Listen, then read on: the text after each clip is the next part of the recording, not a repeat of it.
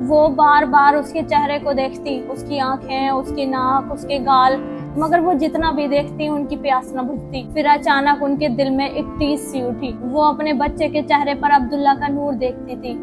کاش کہ وہ اس وقت ان کے ساتھ ہوتے، کاش وہ تینوں ایک ساتھ اپنے گھر میں پرسکون ہوتے، کاش کہ ایک بار ان کا بچہ بابا جان کہہ پاتا۔ ان کے اس خیال نے انہیں تڑپا دیا اور ان کی آنکھیں آنسوؤں سے بھر گئیں۔ آپ کو پروان چڑھتا دیکھ کر حضرت آمینہ کے دل میں ایک خواہش نے جنم لیا، وہ مدینہ جانا چاہتی تھی۔ وہ اپنے بیٹے کو ان کے والد کی قبر اور اپنے رشتہ داروں سے ملوانا چاہتی تھی۔ جس لمحے حضرت آمینہ کی نظر اس مٹی پر پڑی، ان کا دل درد سے تڑپ اٹھا۔ اس لمحے ان کا اکلوتا بیٹا بالکل ان کے پہلو میں کھڑا تھا۔ کون جانتا ہے کہ اگر ان کے والد ان کے ساتھ ہوتے تو وہ کس طرح میرا بیٹا کہہ کر پکارتے، کیسے انہیں گلے لگاتے اور شفقت سے ان کے بالوں میں ہاتھ پھیرتے۔ صرف اس کا تصور ہی ان کی آنکھوں میں آنسو لانے کے لیے کافی تھا۔ مدینہ میں 1 مہینہ قیام کرنے کے بعد حضرت آمینہ نے مکہ واپسی کا فیصلہ کیا۔ اب ماں اور بیٹا جدائی کا دکھ لیے اپنے سفر پر روا دوا تھے۔ وہ ابوا نامی گاؤں کے قریب پہنچے اور ایک درخت کے سائے میں دم لینے لگے۔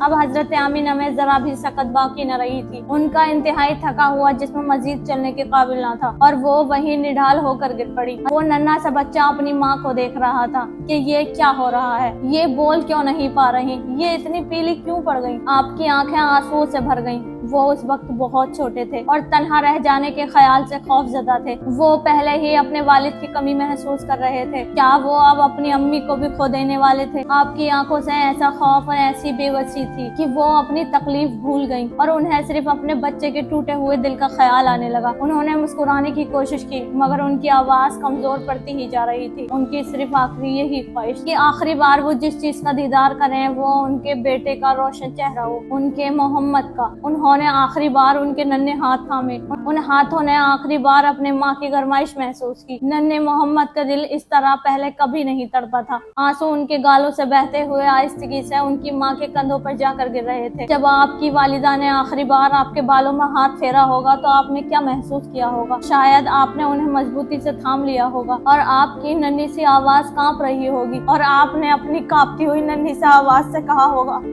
شاید آپ نے کہا ہوگا، امی جان مجھے چھوڑ کر نہ جائیں، میں آپ سے محبت کرتا ہوں، مت جائیں۔ مگر آپ اس وقت اس جدائی کے معنی کے لحاظ سے بہت چھوٹے تھے۔ آپ نے بس ان گرم جوش ہاتھوں کو محسوس کیا جو آہستہ آہستہ آپ کے ہاتھوں سے پھسل رہے تھے اور پھر جیسے پوری دنیا خاموش ہو گئی۔